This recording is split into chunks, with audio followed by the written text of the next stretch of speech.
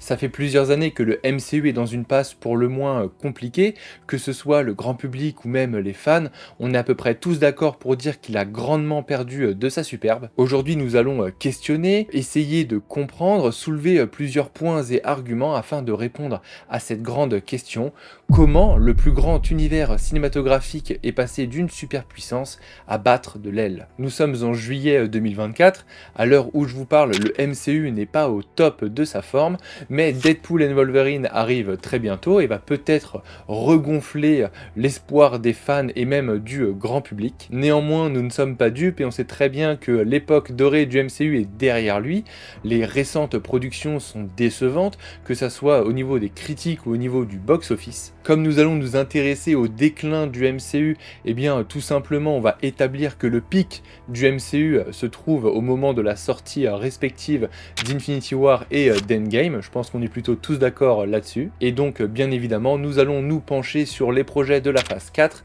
ainsi que le début de la phase 5 pour comprendre ce déclin. L'épidémie de Covid-19 a touché l'intégralité de l'industrie cinématographique mondiale, donc bien évidemment le MCU en fait partie, que ça soit à la fois sur la production mais à la fois sur la distribution. Au niveau de la production, nous avons eu des échos comme quoi certains projets du MCU auraient été impactés par l'épidémie du Covid-19, donc on peut citer notamment Spider-Man No Way Home, Black Panther Wakanda Forever ou encore la série Falcon and the Winter Soldier. Forcément, ces complications ont pu poser certains problèmes à ces projets, que ce soit au niveau de la narration, je pense notamment à Falcon and the Winter Soldier qui a été impacté au niveau du script, mais ça s'est joué aussi visiblement du côté du casting, puisque Black Panther Wakanda Forever a eu beaucoup de mal avec son actrice principale, et pour Spider-Man No Way Home, on sait que certains caméos n'ont pas pu être réalisés du fait de l'épidémie du Covid-19. Mais bon, moi j'ai pas réellement l'impression que ces soucis de production liés au Covid-19 ont eu de réels dégâts sur l'ensemble de ces projets. À mon sens, c'est plutôt du côté de la distribution où ça a fait un peu plus mal, parce que quand on regarde les projets qui sont sortis lors de cette période, que ça soit Shang-Chi, Eternals ou Black Widow, eh bien aucun de ces projets n'a dépassé les 500 millions, qui étaient jusqu'alors des standards pour les films du MCU. En soi, il n'y a pas grand chose à en tirer de cette épidémie du Covid-19 pour analyser le déclin du MCU, parce qu'elle a touché, comme je le disais, l'industrie du cinéma de manière globale. Le MCU, bien évidemment, a été impacté, mais pas que, et pour le coup, ce n'est pas significatif, je trouve, au sein du MCU.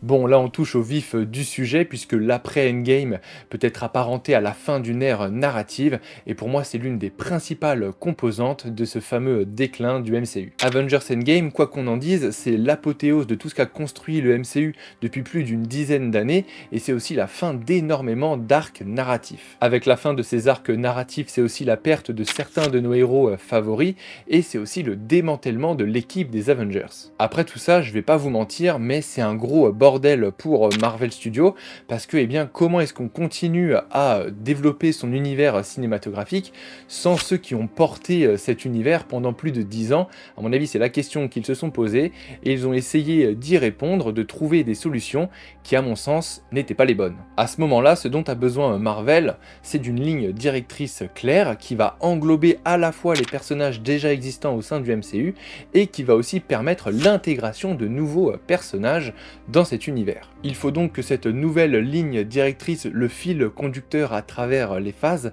intègre les personnages présents et les nouveaux personnages qui vont arriver à sa narration globale pour que l'on comprenne qu'on est toujours dans un univers connecté avec à la fois des nouveaux personnages, à la fois des anciens personnages, mais qui convergent tous vers un même point. Concrètement, l'idée elle est simple, prendre ce qui a déjà marché dans le MCU à travers ces 3 premières phases, à savoir plusieurs projets qui pointent vers la même direction avec un développement cohérent et sans que certains projets soient laissés un peu sur la touche, qu'on comprenne qu'ils sont dans un univers interconnecté, connecté au niveau de sa narration. Mais le problème, c'est que Marvel Studios a choisi une toute autre option. Et oui, plutôt que de reprendre ce qui a déjà fonctionné, Marvel va vouloir développer et utiliser une nouvelle idée, celle de la diversité des projets. C'est à ce moment-là que Marvel Studios va passer la seconde en matière de quantité des productions. On va avoir alors une diversité de projets conséquente, que ce soit des projets qui continuent le développement des personnages existants au sein de l'univers. On peut notamment citer WandaVision, Falcon and the Winter Soldier,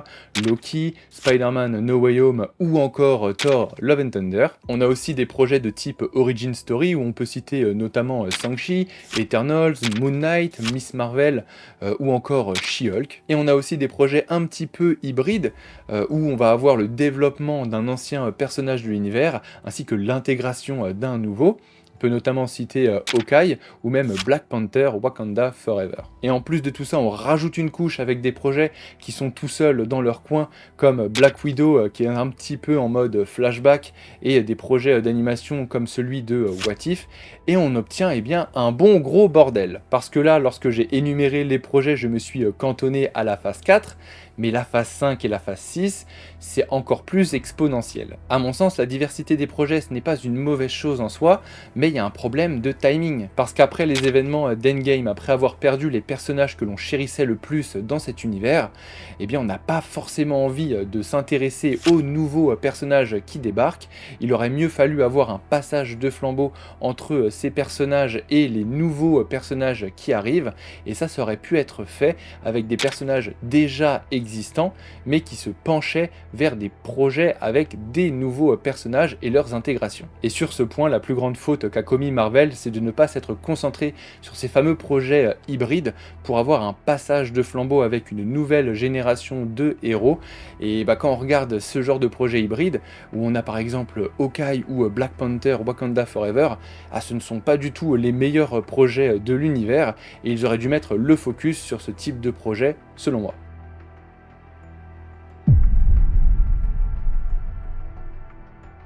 Ce nouveau point, il est aussi important, voire même encore plus que le précédent, parce que l'arrivée des nouveaux formats de diffusion, ça a été une catastrophe pour le MCU. En soi, si je me prends comme référentiel, avoir un autre format que le long métrage estampillé Marvel Studios, moi je signe tous les jours, mais le problème c'est que je ne fais pas partie de l'étiquette grand public, et que la grande force aussi du MCU, c'était que c'était des productions à destination de tout le monde, et qui pouvaient être suivies par tout le monde. Et là où peut-être ils s'attendaient à ce que le grand public suive sur leur plateforme de streaming Disney+,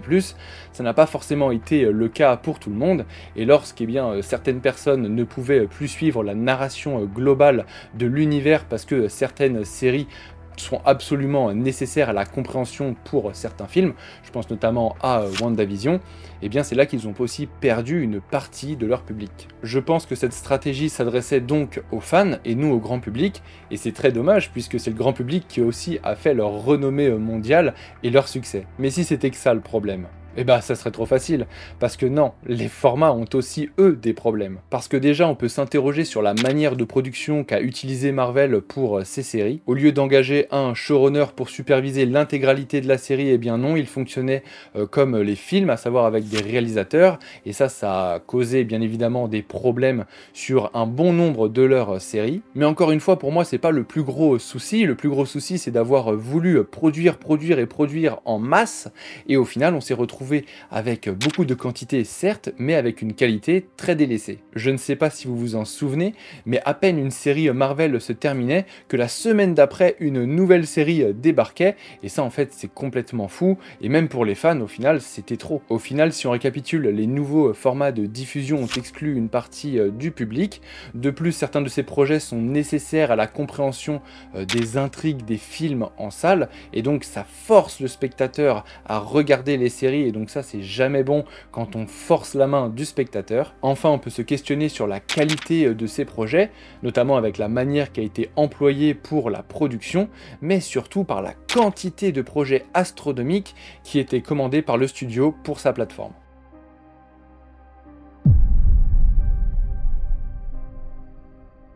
L'avant-dernier point que je vais énoncer rejoint le second point, puisqu'on va parler un petit peu de trame narrative et du fameux fil rouge de l'univers. Déjà que ce n'était pas simple d'identifier le prochain grand antagoniste du MCU, et bien en plus de ça, on a eu des problèmes sur la manière dont il a été introduit, et aussi, malheureusement, sur son acteur. Parce que oui, dans cette grande saga que l'on appelle la Multiverse Saga, qui va de la phase 4 à la phase 6, eh bien c'est Kang qui devait être le grand antagoniste, et bon, on a vu un petit peu son introduction ratée, et on va un petit peu revenir là-dessus d'ailleurs. Parce que très simplement, si vous êtes un fan et que vous regardez tous les films au cinéma et les séries sur Disney+,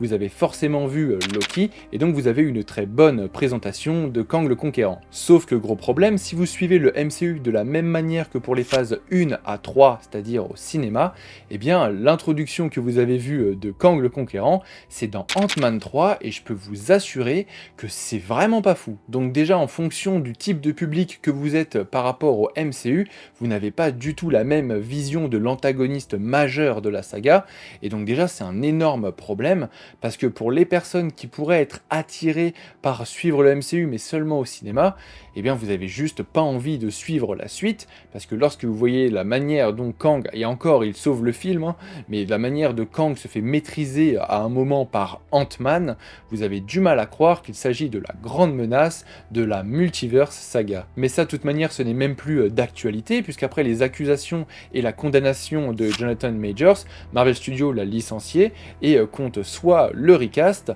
soit passer à un autre antagoniste, et donc déjà que c'était pas très compréhensible pour tout le monde, du moins pour le grand public, ça le devient encore moins, et c'est juste un gros bazar.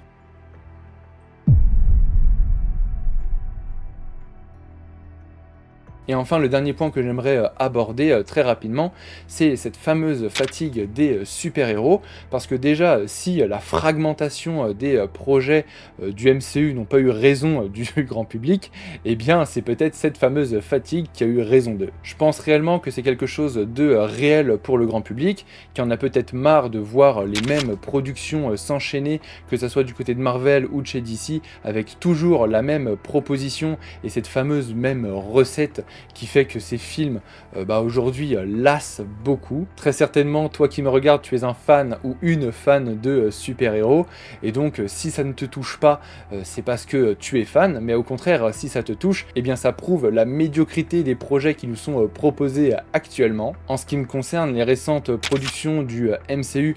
m'ont particulièrement déçu, et même si je ne pense pas que c'est lié à la fatigue des super-héros, parce que voilà, j'en suis fan,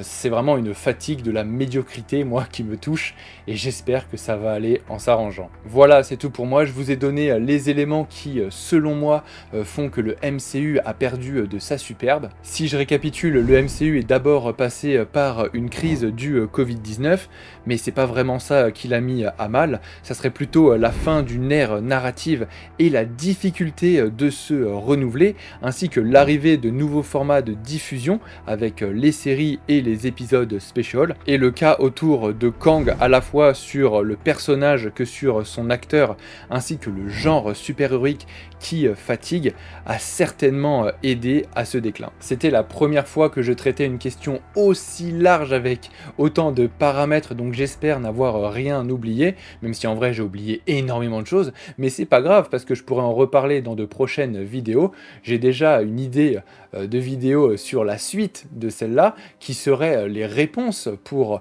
que le MCU puisse redresser la barre, donc je vais vous préparer un petit peu tout ça, donc voilà, soyez indulgents, c'était la première fois que je tentais une très grosse question comme ça. Sinon, moi je vous dis à très bientôt, prenez soin de vous, et surtout, lisez des comics.